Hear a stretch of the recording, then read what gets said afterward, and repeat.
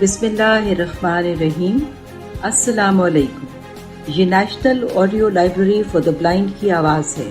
آپ سن رہے ہیں کتاب دوسرا دروازہ، جس کو تحریر کیا بانو قدسیہ نے۔ اسے آپ کے لیے پڑھا فرحہ علی نے۔ اس کتاب کی تمام کہانیاں حاصل کرنے کے لیے ڈسکرپشن باکس میں دیے گئے پلے لسٹ کے لنک پر کلک کریں۔ شکریہ۔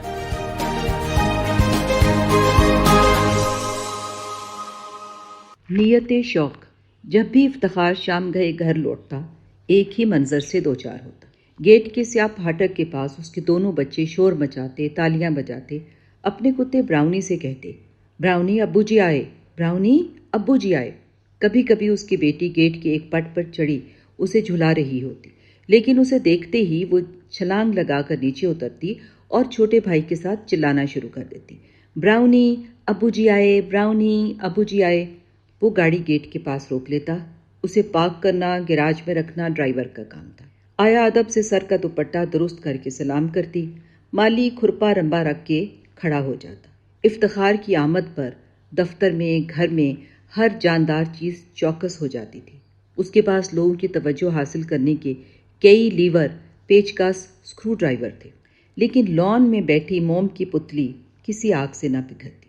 وہ ایک نمائشی مسکراہٹ پیش کرتی اور پھر Reader's Digest, Time, Newsweek یا ویمن زون دیکھنے لگتی۔ اس برف کے تودے کی طرف افتخار کو بڑھنا پڑتا، جس کی اسے عادت نہ تھی۔ افتخار اپنی دوسری شادی کے سیاہ گیٹ تک بڑی پرپیچ گھاٹیوں سے نکل کر آیا تھا۔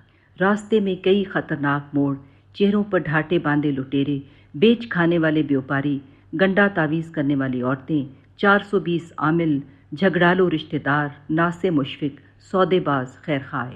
پہلی بیوی کے بچھڑنے اور دوسری بیوی کے وصال تک لمبی کہانی ہے، جس میں سازش، دھماکے، ہارس ٹریڈنگ، دھمکیاں، لڑائی جھگڑا، سب کچھ تھا۔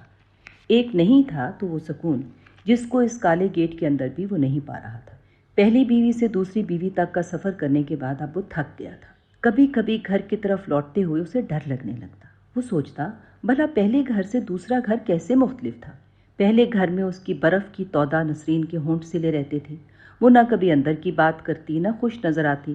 گول گول آنکھیں، گول گول جسم، گول مول باتیں، ڈھکے چھپے رویے، ٹھنڈے ٹھنڈے جذبے، ملی جلی کیفیتیں، روئی روئی آنکھیں، انجانی سی مسکراہٹیں۔ حاضر غائب وجود سے افتخار کا سواگت ہوتا۔ وہ کئی سال ڈبل بیڈ پر لکڑی کے گڈا گڈی بن کر پڑا رہے، حتیٰ کہ اس کی زندگی میں جلد شارٹ سرکٹ ہو جانے والی، جذبوں سے کھنکتی الف لیلوی شہزادی آ گئی۔ شہری بڑی بھرپور جاندار لڑکی تھی۔ وہ ایک ایسا باجا تھی جس میں طبلہ، سارنگی، اونگا پونگا، کلارنٹ، کئی ساز بج اٹھتے تھے۔ مشکل یہ تھی کہ باجا کرنٹ سے چلتا تھا اور بڑی جلدی شارٹ سرکٹ ہو جاتا تھا۔ لان میں بیٹھی ہوئی شہری کی طرف افتخار دبے پاؤں بڑھتا، کرسی پر آگے ہو کر بیٹھتا، پھر بغیر تالو یا حلق سے آواز نکالے کہتا، کلب چلیں؟ شہری بڑی دیر تک جواب نہ دیتی، اپنا صفحہ اطمینان سے ختم کرتی، پھر نیلی آنکھوں پر سے پپوٹوں کا بوجھ اٹھا کر حاضر غائب انداز میں کہتی، جیسی آپ کی مرضی۔ افتخار کو لگتا جیسے کسی نے مٹھی بھر پسی ہوئی برف پشت کی جانب سے کالر کے اندر گھسا دی۔ وہ دونوں چپ چاپ بڑی دیر تک بیٹھے رہتے۔ براؤنی پاس آ کر اس کے پیروں میں لیٹ جاتا۔ بچے کرسیوں کے گرد چکر لگاتے، لیکن وہ دونوں اپنی اپنی جگہ سے نہ ہلتے۔ نہ کلب جانے کا پروگرام بنتا، نہ کسی کے گھر جانے کا۔ بس لمبی آہوں اور سہ حرفی سوال جواب کے درمیان وہ چائے پیتے رہتے۔ کبھی کبھار وہ بازار چلے جاتے۔ یہ سرد شامیں تھیں۔ شہری کو لباس میں دلچسپی ضرور تھی، وہ زیور بھی پسند کرتی تھی، لیکن جب افتخار اس کے ساتھ ہوتا تو وہ نہ کوئی کپڑا خریدتی، نہ ہی اسے کوئی زیور پسند آتا۔ کتابوں کی دکان پر البتہ کچھ دیر کے لیے شہری کے بند آرگن سے آواز آنے لگتی، لیکن وہاں بھی افتخار اور اس کی اکائی علیحدہ علیحدہ رہتی۔ افتخار اتنا بڑا بزنس مین تھا کہ سوائے ہنسوں کے پہچاننے کے اسے چھپے ہوئے لفظ میں دلچسپی نہ تھی۔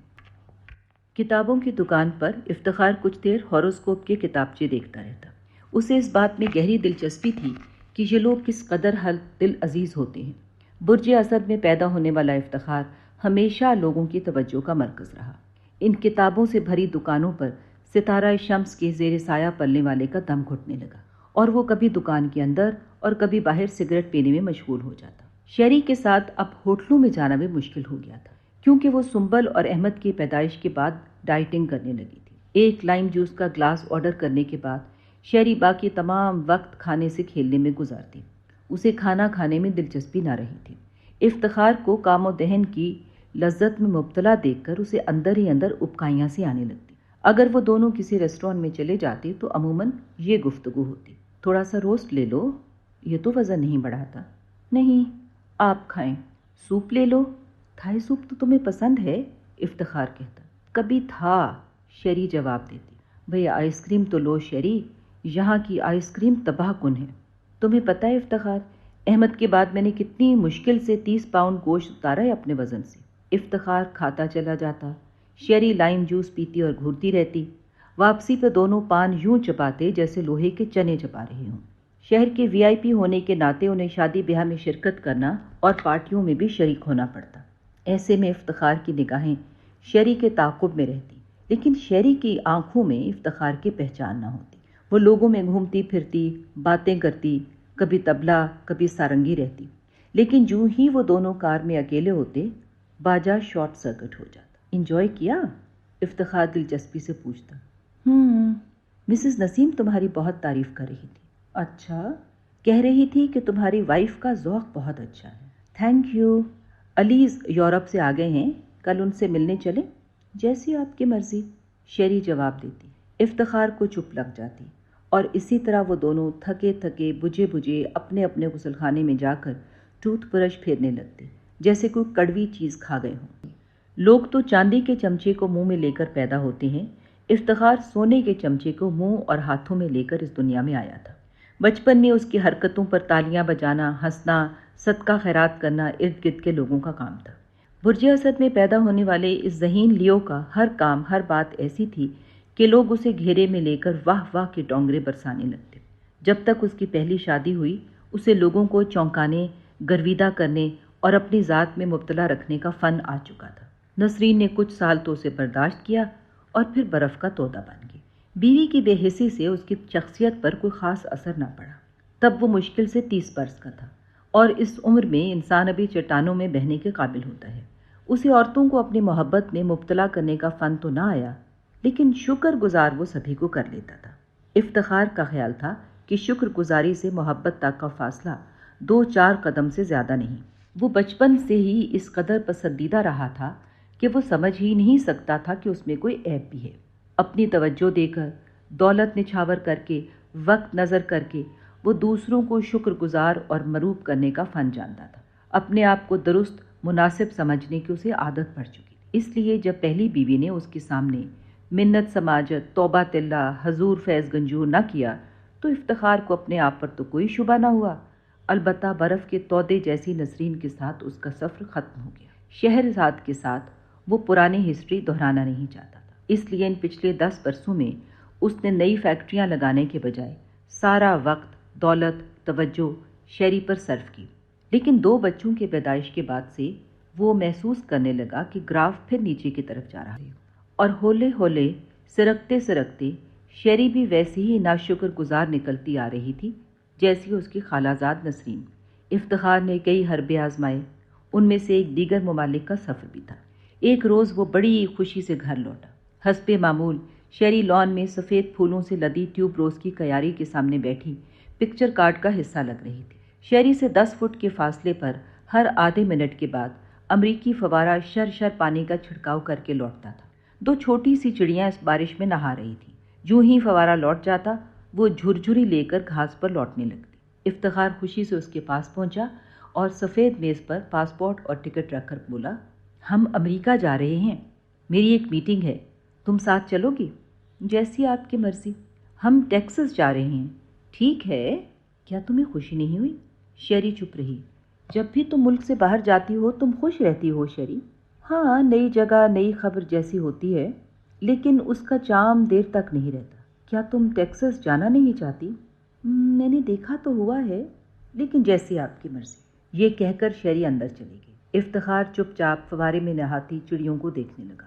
مان اسے خیال آیا کہ پرندوں کے لیے خوش رہنا کتنا آسان اور قدرتی عمل ہے۔ پہلے پہل جب وہ شیری سے ملا اور اس کے زوردار قہقہے سے چونکا تو اس کا یہی خیال تھا کہ وہ ہرنی کی طرح آزاد قدم، بندر کی طرح بے قرار اور کھٹ بڑھئی جیسی خوش مزاج ہے۔ ان دنوں شیری ایک ڈیلی اخبار میں ملازم تھی۔ وہ جمعے کے روز رنگین صفوں میں شہر کے پریشر گروپ میں سے چیدہ چیدہ لوگوں کے انٹرویو چھاپا کرتی تھی۔ اسی سلسلے میں اس کی ملاقات افتخار سے بھی ہوئی تھی۔ افتخار کے دفتر میں جب نیلی آنکھوں والی دراز قد شہرزاد داخل ہوئی تو افتخار نے کافی دیر کے بعد اسے یوں دیکھا جیسے وہ کسی چیلنج سے بھرپور پروجیکٹ کی فیزیبلٹی رپورٹ دیکھا کرتا تھا۔ کیا آپ ہمیشہ سے بزنس کرتے تھے کہ پہلے کچھ اور کرتے تھے؟ شیری نے رسمی گفتگو کے بعد پہنچا۔ مجھ سے پہلے میرے ابا برانڈتھ روڈ پر بیوپاری تھے۔ ان سے پہلے میرے دادا مشرقی پنجاب کے شہر لدھیانہ میں رہتے تھے، وہاں ان کی کمبل بنانے کی فیکٹری تھی۔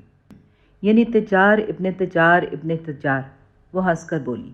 افتخار نے محسوس کیا کہ وہ اس قدر سفید تھی کہ جلد کے مقابلے میں اس کے دانت بادامی سے نظر آتے تھے۔ میرے دادا نے مجھ سے CSP کا امتحان دلوایا۔ میں پہلے 6 کامیاب طالب علموں میں تھا۔ فوراً سروس بھی آفر ہوئی، لیکن پھر پتہ نہیں کیسے میں بزنس میں ہی چلا گیا۔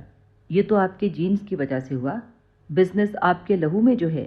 آپ تو یہ ہوپ نہیں کرتے تھے کہ آپ شاعر بن جائیں گے؟ افتخار کو شیری کا انداز گفتگو اچھا لگا۔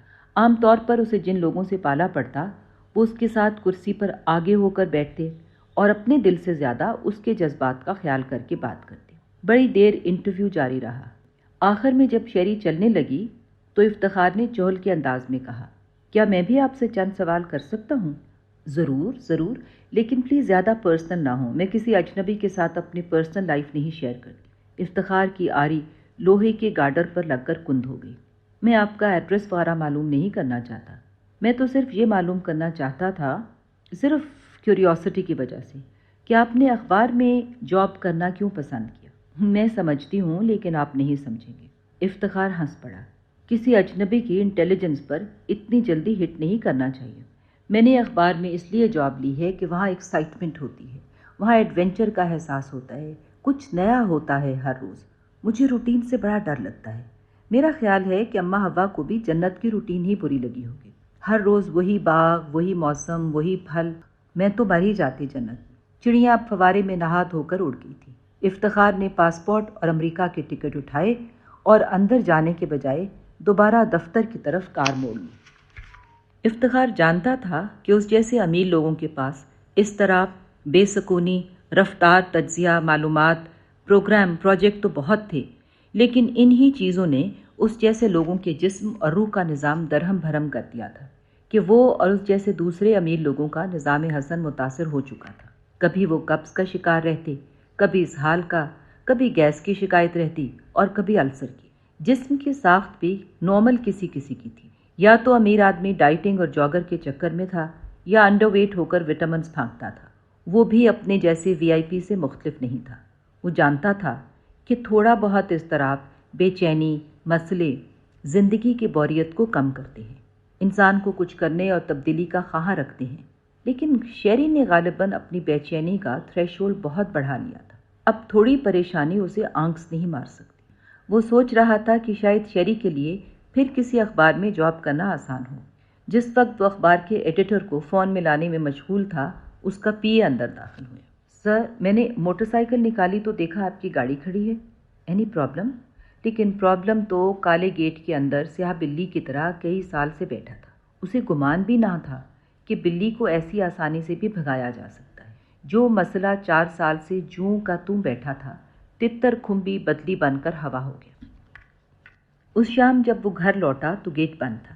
جب اس نے کار کا ہارن دیا تو شیری ننگے پاؤں آئی، خود گیٹ کا تالا کھولا اور جلدی سے اس کے ساتھ کار میں بیٹھ گئی۔ شیری کا چہرہ تمتمایا ہوا تھا، کرنٹ پورا آ رہا تھا، باجا شارٹ سرکٹ نہیں تھا۔ پتہ ہے آج کیا ہوا افتخار؟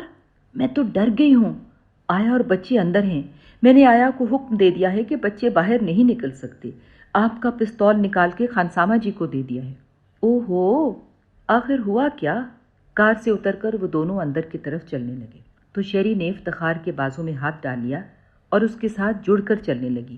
یہ دیکھو افتی، آج بجلی کے بل کے ساتھ یہ رکا آیا ہے۔ کسی شخص نے تمہیں قتل کرنے کی دھمکی دی ہے۔ کون جانے وہ کیا کر بیٹھے، کوئی بچہ اٹھا لے جائے یا پھر اس کا رینسم مانگے۔ ایسے لوگوں کا کیا پتہ ہے؟ تم کار کے شیشے چڑھا کر جایا کرو۔ وہ بولتی جا رہی تھی کہ ایک دھمکی آمیز خط آنے کے بعد کیا کیا تدابیر کرنی چاہیے۔ سارے ملازموں کو پولیس کا ایمرجنسی نمبر رٹوا رہی تھی، دروازے کھڑکیوں کے لاک دیکھ رہی تھی۔ بچوں کی پیدائش سے پہلے شیری یوں بولتے بولتے اس کے کندھے سے لگ کر سویا کرتی تھی۔ آج کئی برسوں کے بعد شیری کی باتیں ختم ہونے میں نہ آ رہی تھیں۔ ایک مدت کے بعد وہ زندگی کو خوف کی وجہ سے انجوائے کر رہی تھی۔ بڑی رات گئے تک وہ دھمکی آمیز خط کی تحریر پر تبصرہ کرتے رہے، آپس میں آنکھتے رہے کہ اگر کسی نے افتخار کو اغوا کر لیا تو پھر کس قدر رقم دینا ہوگی۔ خوف نے دونوں کو اس قدر قریب کر دیا تھا کہ وہ ایک جسم کی طرح لرز رہے تھے۔ دوسرے دن گھر جانے سے پہلے افتخار نے گھنٹی بجائی اور پی اے کی آمد پر بولا، سعید، خط تو ٹھیک ہے، اس کا خاطر خواہ اثر ہوا ہے، لیکن کبھی کبھار 2-4 فائر بھی کوٹھی کے ارد گرد کرنا ہوں گے۔ فون پر اگر 2-4 دھمکیاں۔ آپ فکر نہ کریں سر، اگر آپ کو اغوا بھی کرنا پڑا تو میں نے ریسٹ ہاؤس کا انتظام کر لیا ہے، آپ فکر نہ کریں۔ Thank you Saeed, thank you. Drama دیر تک چلنا چاہیے۔ No problem sir, no problem.